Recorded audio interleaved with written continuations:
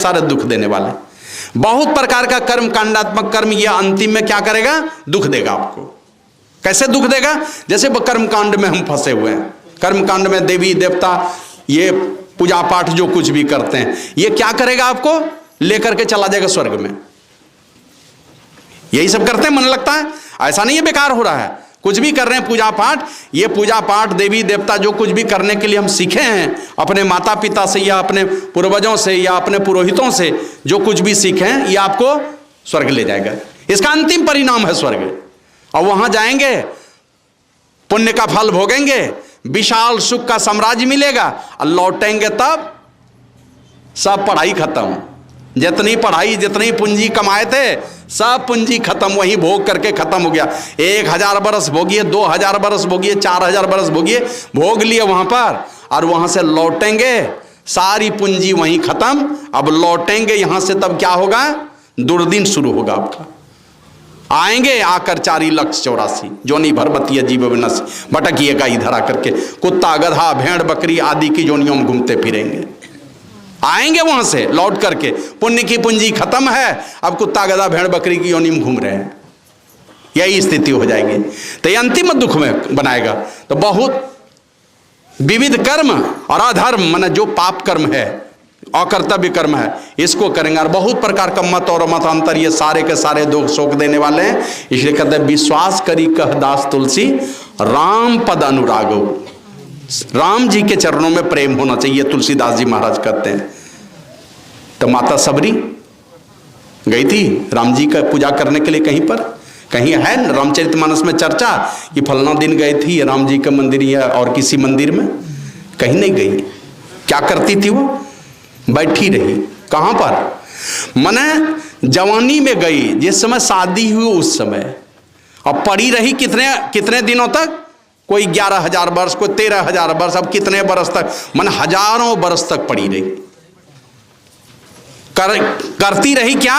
जो उनके गुरुजी कह करके गए। अब मतंग मुनि कह दिए तुम यहीं पर रहना। कहा क्यों, क्या करूंगी रह करके? तो मतंग मुनि यही कह करके गए थे, सबरी तुम यहीं पर रहना, और तुम्हारे चलते मेरे ऊपर बहुत कलंक लगे हैं। मतंग मुनि कहते हैं कि तुम्हारे चलते मुझे बड़ी कलंक लगा है, तुम्हारे ऊपर भी अब मेरे ऊपर ज्यादा लगा है, क्योंकि मेरा तो साधु जीवन था, है ना, उन पर ज्यादा लगेगा। गलती करेगा कोई क्रिमिनल कहीं कुछ करता है तो उस पर दोष तो लगता है, लेकिन कोई जज अगर गलती कर बैठे उसको ज्यादा दोष लगता है, उसकी ज्यादा निंदा होती है। उसी तरह एक साधु अगर कुछ गलती करेगा तो दुनिया के लाखों लोगों की श्रद्धा जुड़ी रहती है उनके साथ में, लाखों की पगड़ी नीचे हो जाती है एक साधु की गलती से। तो वही मतंग मुनि कहते हैं कि तुम्हारे चलते मेरे ऊपर बहुत कलंक लगे हैं। कारण क्या था? शादीशुदा लड़की पहुंच गई थी, शादी हुई है, अब वो भाग के चली गई मतंग मुनि के कुटिया में। रखना नहीं चाहिए उनको। अभी कोई रखना चाहते हैं? देखते हैं किसी आश्रम में, इसी बात का डर लगता है लोगों को, एक हमारा संत मत कहीं बदनाम नहीं हो जाए।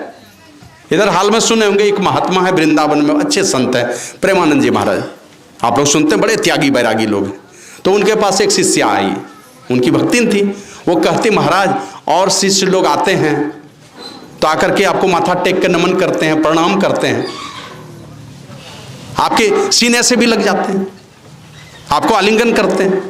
महाराज हम लोगों का अधिकार नहीं है, हम लोगों के मन में भावना नहीं उठती है, उनको छूट दिए, हम लोगों को छूट नहीं है। कल गुरु से तुमको प्रेम है? कहा कि हाँ। कहा गुरु जी तुम्हारे क्या कहते हैं, तुम्हारे आज्ञा चक्र में बैठे वहां दर्शन करो ना, लेकिन जो तुम चाह रही है ऐसा करने से समाज जीने देगा ना तुमको ना हमको, गुरु जी को जीने देगा? भारी बदनामी हो जाएगी संसार में। तो इसलिए तुम्हारे ललाट में बैठे हैं गुरुदेव, तुम्हारे आज्ञा चक्र में बैठे हैं गुरुदेव, सदैव उनका दर्शन करो। नानक देव जी महाराज तो कहते हैं, गुरु की मूर्ति हृदय बसाई। कौन हृदय में? का योग हृदय में बसा लो। जो ही इच्छा है, जो इच्छा होगी सब पालोगे तुम, जो इच्छा सो ही फल पाइए, सब कुछ मिलेगा। मतलब वैसा कुछ पालोगे जो चीज संसार के लोग तुम सोच भी नहीं सकते, उतना कुछ दे देंगे तुमको। तो मतंग मुनि कह के गए, बेटी तुम यहीं पर रहना, हमारे ऊपर बड़े कलंक लगे हैं तुम्हारे चलते।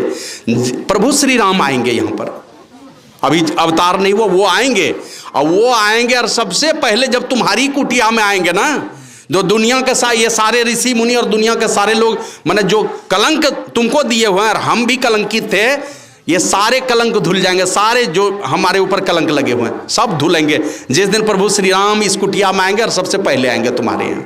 और इसी आशा में माता सबरी बैठी रही, जोगवारी करती रही। किस काम के लिए?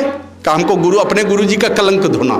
अपना काम तो बना चुकी थी, लेकिन हमारे गुरु महाराज का कलंक धुल जाना चाहिए। इसीलिए बूढ़ी होने पर भी रोज दिन वो आशा देख रही है कि हमारे गुरु महाराज का कलंक धुल जाना चाहिए। कि मेरे चलते मैंने अपने ऊपर कलंक लेकर के इतना बड़ा उपकार किया है मेरे ऊपर, अगर वो ना होते तो ये भेद बताने वाला कौन था? और कौन था महात्मा जो हमको अपनाता भी? कौन था जो हमको अपने चरण शरण में लगा करके ये भक्ति दान दे करके इस अवस्था में हमको पहुंचाता? और किस अवस्था में पहुंची? मतंग मुनि पूछते हैं मतंग मुनि से, मैं क्या करूंगी यहाँ पर? बस खाली यही मेरे कलंक को धो देना, यही कह के जाता हूँ। तुम्हारा जो काम होना था वो तो हो गया, लेकिन मैं जा रहा हूँ, तुम नहीं जाना, मेरे कलंक को धो देना तुम। और राम जी की इंतजारी करती रही। और भगवान श्री राम खुद ही गवाही देते हैं, 9 माह ये कहू जिनके होई, नारी पुरुष सचराचर कोई, सोई अतिशय प्रिय भामिनी मोरे, सकल प्रकार भगति दृढ़ तोरे। ऐ सबरी 9 में से कोई भी, मैं तो कहता 9 में से पहली भी, पहली वाली भी भक्ति है किन्हीं के पास में, सोई अतिशय प्रिय भामिनी मोरे। राम जी कहते कोई भी भक्ति माना पहली वाली भी अगर है किन्हीं के पास में, कुछ नहीं करता, खाली संतों के पास जाता है। राम जी ये कह रहे हैं 9 में ही एक जिनके होई, माना 9 में से कोई भी एक है, माना पहला क्लास में भी अगर पढ़ता है वो खाली साधु संतों के पास जा करके बैठता है, तो राम जी कहते हैं वो भी मुझे अतिशय प्यारा है। और तुम तो सकल प्रकार भगति दृढ़ तोरे। ऐ सबरी तुम में तो सब प्रकार की भक्ति माने निपुण हो तुम, निष्णात हो तुम। और यही कहा कि मम दर्शन फल परम अनुपा। ए सबरी मेरे दर्शन का ये अतिशय और सबसे अनुपम फल यही है, इससे बड़ा फल और कुछ नहीं हो सकता है। जीव पावही नहीं सहज स्वरूपा, जीव अपने आत्म स्वरूप को पा लेता है। और जिस दिन आत्म स्वरूप को पा लिया, आया है उपनिषद में, वायुर्यथे को भुवनम प्रविष्टो रूपम रूपम प्रतिरूपो बभुवा एकस्तथा सर्वभूतांतरात्मा रूपम रूपम प्रतिरूपो बहिश्च। का जिस प्रकार एक ही वायु है ना, सारा संसार में एक ही वायु हर जर्रे जर्रे में घुस करके, हर खाली जगह में घुस करके वो वायु बाहर भी है, उसी प्रकार सारे जीवों की एक ही आत्मा हर जीवों में समा करके उससे बाहर भी है। उसी प्रकार का जीव जो वो अपने आत्मस्वरूप को पा लेता है। ये राम जी के दर्शन का सबसे बड़ा फल है, सबसे अनुपम फल है ये, वो अपने ही आत्मस्वरूप को पा लेता है। माने अपने आप को ही राम में देखता है, माने राम में अपने आप को देखता है, राम में अपने को देखता है, अपने आप में ही राम को देखता है। और इसी को गुरु महाराज लिखते हैं, हम प्रभु प्रभु हम ये कही होई, द्वंद्व द्वैत रहे नहीं कोई, मैं ही ऐसी आरती की जाए। द्वंद्व द्वैत खत्म हो गया, हम और प्रभु, प्रभु और हम दोनों एक ही हो गए, दोनों में कोई अंतर नहीं रह गया। दूसरे पद में लिखते हैं गुरु महाराज, घटतम प्रकाश व शब्द पट त्रय जीव पर हैं छा रहे, कर दृष्टि और ध्वनि योग साधन ये हटाना चाहिए, इनके हटे माया हटेगी, प्रभु से होगी एकता, फिर द्वैतता नहीं कुछ रहेगी, असमन दृढ़ चाहिए। द्वैत भाव ही खत्म हो गया। ये मूर्ति हैं, इनमें परमात्मा हैं, लेकिन जिस दिन पहचान वाला ज्ञान हो गया, देख लिया उनको, पहले जानते थे हाँ इसमें हैं, ये तो ज्ञान है, जान देखे नहीं थे, लेकिन जिस दिन देख करके जान लिए, पहचान वाला ज्ञान हो गया, वो भी ज्ञान हो जाता है। तो ये अवस्था जब आती है तो पता चलता है, अपने आप को ही राम रूप में देखता है कि मैं ही ब्रह्म हूँ,